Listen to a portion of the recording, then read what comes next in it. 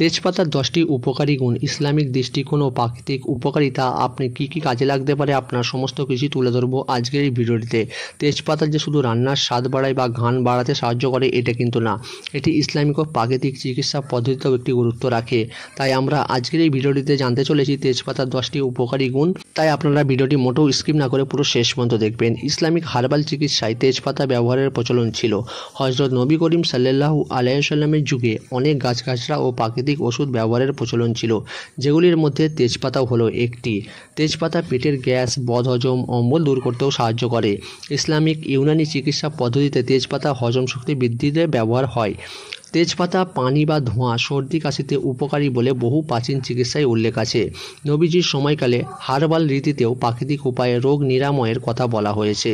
তেজপাতা এমন একটি জিনিস বিষাক্ততা দূর করে। তেজপাতা লিভার পরিষ্কার করে এবং শরীরের বিষাক্ত পদার্থ দূর করতে সাহায্য করে। চর্মরোগ নিরাময়ের সহায়ক।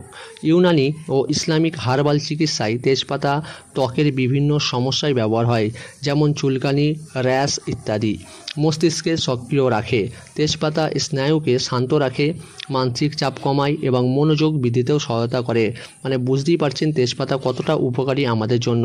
ডায়াবেটিস নিয়ন্ত্রণে সহায়ক। গবেষণায় দেখা গেছে তেজপাতা ইনসুলিন সংবেদনশীল বাড়ায়, যা ডায়াবেটিস রোগীদের জন্য উপকারী। রক্তচাপ নিয়ন্ত্রণে সহায়ক।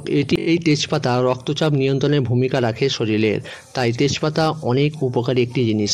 ঘুমে সহায়তা করে। তেজপাতার গন্ধ মানসিক প্রশান্তি দেয় এবং নিদ্রা আনতে সাহায্য করে। এটি নবীজির সুন্নাহ অনুযায়ী আরামের পরিবেশ তৈরি সাহায্য করে। জিন বা শয়তানি প্রভাব দূর করতে সহায়ক করে। ইসলামিক চিকিৎসার মধ্যে তেজপাতা ধোঁয়া এবং এর পাতায় ব্যবহার জিন বা বদনজর দূরকরণের সাহায্য করে বলে মনে করা হয়। যদি এর কোনো সহিহ হাদিস নেই, তবে হাকিমীদের মতে এটি কার্যকর হতে পারে। ইসলামিক চিকিৎসার মতে তেজপাতা ধোঁয়া বা এর পাতা ব্যবহার জিন বা বদনজর থেকেও দূরকরণের জন্য সাহায্য করে। তবে একটা কথা মনে রাখবেন, যদিও সরাসরি কোরআনে বা সহিহ হাদিসে তেজপাতার নাম নেই, তবে প্রাকৃতিক উপাদান ব্যবহারে ইসলামিক উৎসাহিত করেছেন। রাসূল সাল্লাল্লাহু আলাইহি ওয়াসাল্লাম বলেন, প্রতিটি রোগের জন্য কোনো না কোনো শিফা চিকিৎসা আছে। সহিহ মুসলিম। তো আজকের ভিডিওটিতে আমি আপনাদের জানালাম তেজপাতার বেশ কিছু উপকারী গুণ। এরকমই ভিডিও পেতে চ্যানেলের সাথে থাকুন এবং প্রতিদিন ইসলামিক ভিডিও পেতে চ্যানেলটিকে অবশ্যই সাবস্ক্রাইব করে রাখুন। এই ভিডিওটি বেশি বেশি করে শেয়ার করে দিন। যে সমস্ত দর্শক আমাদের চ্যানেলে এখনও নতুন ভিজিট করেছেন, তাদেরকে ভিজিট করার জন্য অসংখ্য অসংখ্য ধন্যবাদ।